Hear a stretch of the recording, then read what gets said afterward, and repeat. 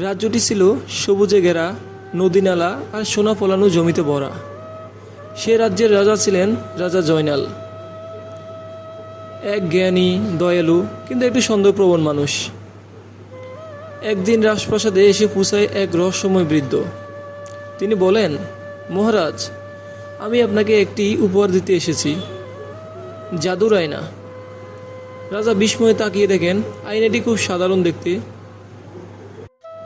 কিন্তু বৃদ্ধ বললেন, এই আয়নায় আপনি দেখতে পারবেন কে আপনার রাজ্যের প্রতি সত্যিকারের অনুগত আর কে বিশ্বাসঘাতক।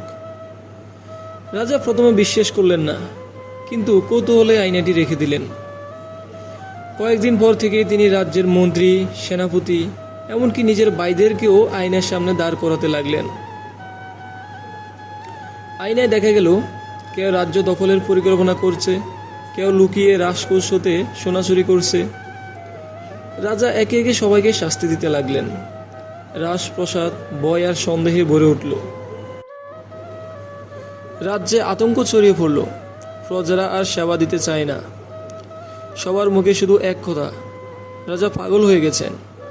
এরপর একদিন রাজপ্রাসাদে এলো এক দরিদ্র কবি, নাম তার রাহিল।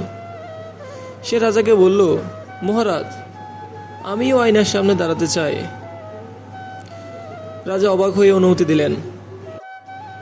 আয়নায় দেখা গেল রাহিল বলছে, রাজা বোকা হয়ে গেছেন। তিনি এখন আর তার হৃদয়ের কথা শুনেন না, শুধু আয়নায় বিশ্বাস করেন। রাজা রেগে গেলেন, কিন্তু রাহিল বলল, মহারাজ, এ আয়না মানুষকে নয়, মনকে দেখায়। যার অন্তরে ভয় থাকে তার চোখে সবার ভেতরে খারাপটাই দেখা যায়। রাজা স্তব্ধ হয়ে গেলেন। তিনি আয়নার দিকে তাকিয়ে নিজেকে দেখলেন, একাকী, ভীত, সন্দেহ পড়া এক রাজা, যার কোনো বন্ধু নেই। সেদিনই রাজা আয়নাটি ভেঙে ফেললেন। তারপর থেকে তিনি আবার নিজের বিচার বুদ্ধি, হৃদয় ও প্রজাদের কথা শুনে শাসন করতে লাগলেন। রাজ্য ফিরে ফেরত তার পুরনো শান্তি, আর রাজা হয়ে উঠলেন আয়নাহীন সবচেয়ে জ্ঞানী রাজা। এই গল্প আমাদের শিক্ষা দেয়, সত্য আর বিশ্বাস কখনোই কোনো যন্ত্রে নির্ভর করা যায় না। প্রকৃত জ্ঞান আসে হৃদয় থেকে।